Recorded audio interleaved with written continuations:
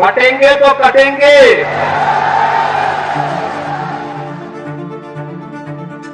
महाराष्ट्र, आदि शक्ति भवानी द्वारा आशीर्वादित भूमि, सदियों से हिंदू प्रतिरोध का गढ़ रही है। हमारे पूर्वज हमारे मंदिरों, संस्कृति और आस्था की रक्षा के लिए लड़ते हुए आक्रमणों की लहरों के विरुद्ध चट्टान की तरह खड़े रहे। इस वीरतापूर्ण संघर्ष के केंद्र में थे दृढ़ संकल्प से परिपूर्ण एक महान शूरवीर राजा छत्रपति शिवाजी महाराज। शिवाजी महाराज एक दूरदृष्टि वाले नेता थे, जिन्होंने औरंगजेब के अत्याचारी शासन का विरोध करने के लिए महाराष्ट्र की 18 प्रमुख जातियों को भगवे झंडे के नीचे एकजुट किया और समर्थ रामदास, संत तुकाराम जैसे महान संतों के आशीर्वाद से हिंदू साम्राज्य का निर्माण हुआ, जो आगे चल के अफगानिस्तान तक फैला। वे अदम्य साहस और वीरता के साथ लड़े, अनेकों लड़ाइयां जीती और उन्होंने पावन भारत भूमि की रक्षा की। लेकिन आज प्रश्न ये उठता है कि क्या हम वास्तविक रूप में इस महान विरासत के सच्चे उत्तराधिकारी बन पाए हैं? महाराष्ट्र में वर्तमान राजनीतिक परिदृश्य एक अलग और अत्यंत विचलित करने वाली कहानी कहता है। शुक्रवार 8 नवंबर को ऑल इंडिया उलेमा बोर्ड ने कांग्रेस की नेतृत्व वाली महाविकास अघाड़ी एमवीए को अपना समर्थन देने की घोषणा की। और इस वक्त की बड़ी खबर, महाराष्ट्र के चुनावी घमासान में अब उलेमा बोर्ड की एंट्री हो गई है। एमवीए यानी महाविकास अघाड़ी के लिए ऑल इंडिया उलेमा बोर्ड चुनाव प्रचार करेगा। लेकिन यह समर्थन एक डिमांड्स की लंबी सूची के साथ आया। सबसे पहले वे चाहते हैं कि वक्फ संशोधन विधेयक को रद्द किया जाए। यदि ऐसा होता है तो वक्फ बोर्ड, जो पहले से ही महाराष्ट्र में हजारों एकड़ जमीन पर नियंत्रण रखता है, बिना किसी रोक टोक के अपना विस्तार करता रहेगा। महाराष्ट्र में वक्फ बोर्ड जमीन घोटाला मामले में ईडी ने छापेमारी की। खबर है कि वक्फ बोर्ड जमीन घोटाला करीब 8 करोड़ का है। फिर उन्होंने महाराष्ट्र के फंड से 1000 करोड़ की मांग भी की है, जिससे उनके समुदाय के संस्थानों को तो फायदा होगा, जबकि हिंदू हित परास्त होते रहेंगे। वे मुसलमानों के लिए 10% आरक्षण की मांग कर रहे हैं, खासकर पुलिस भर्ती में। कल्पना कीजिए एक ऐसी पुलिस फोर्स की जिसमें बल, कौशल या निष्ठा से नहीं, बल्कि लोगों के मजहब के आधार पर चुना गया है। हम सभी जानते हैं कि विभाजन के दौरान सावरकर और अंबेडकर ने सुरक्षा बलों में इस वर्ग विशेष की बहुलता में भर्ती को लेकर हमें कितना सचेत किया था।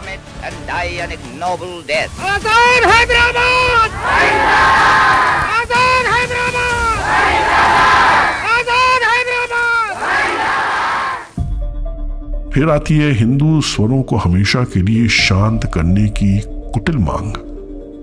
उलेमा बोर्ड चाहता है कि नितेश राणे और रामगिरी महाराज जैसे लोगों को केवल हिंदू हित में बोलने पर जेल भेज दिया जाए, जबकि हिंदू प्रतीकों का मजाक उड़ाने वाले और शिवाजी महाराज की विरासत का अपमान करने वालों पर कोई कार्रवाई न की जाए। वही हर 8 दिन में एक नया पैदा हो जाता है। गणेश थे, वो थे महाराज, मैं क्या बोलूं, कैसे कैसे नामा है। ये मुबारक महफिल में वो मनुष्य नामों को लेके खराब करना नहीं चाहता।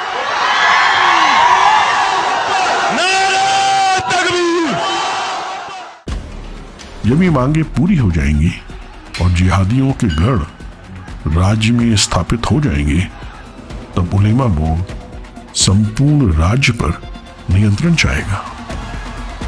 और इसी उद्देश्य से उन्होंने आरएसएस पर प्रतिबंध लगाने की मांग की है।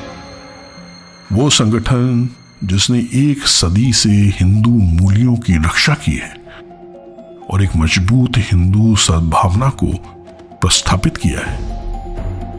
आरएसएस के बिना अगर महाराष्ट्र की कल्पना करें तो कोई हिंदू सुरक्षा नहीं, उत्पीड़ितों के लिए बोलने वाला, लोगों को एकजुट करने वाला कोई संगठन नहीं।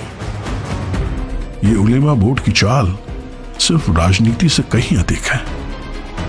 ये हिंदू साम्राज्य की रक्षा करने वाली हर सुरक्षा को नष्ट करने की एक सोची समझी साजिश है। ये धरती इस्लाम की जाए पैदाइश है। अगर देखा जाए तो महाराष्ट्र अब दारुल हरब बन चुका है, जिसका मतलब है संघर्ष की भूमि। यानी वो क्षेत्र जहां भले ही इस्लामी शासन ना हो और मुसलमान माइनॉरिटी में हो, लेकिन अब दारुल इस्लाम लाने के लिए संघर्ष शुरू हो चुका है। दारुल इस्लाम बहु इस्लामवादियों का अंतिम लक्ष्य है, यानी इस पावन भूमि को इस्लाम की भूमि बनाना, जहां सब कुछ कानून, संस्थाएं और परंपराएं इस्लामी मान्यताओं द्वारा शासित हों। ऐसी जगह पर काफिरों के लिए केवल दो ही विकल्प सामने होंगे, धर्म परिवर्तन या मृत्यु। हिंदू संगठनों को धीरे धीरे कमजोर किया जा रहा है, आवाजें दबाई जा रही हैं और संरचनाएं हटाई जा रही हैं। ये सब राजनीति के नाम पर हो रहा है।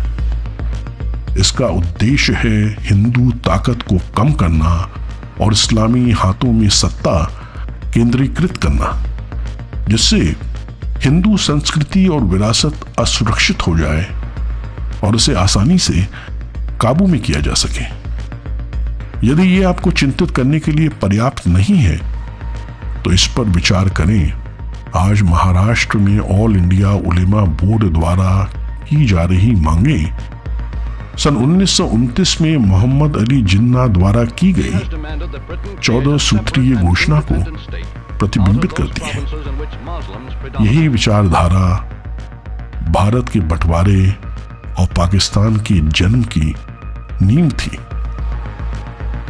महाराष्ट्र के पहले मुख्यमंत्री ने कहा था, अगर शिवाजी महाराज ना होते तो पाकिस्तान की सीमाएं हम और आपके घरों से मिलती। वह वाणी अब सच होने जा रही है। तो यहां असली सवाल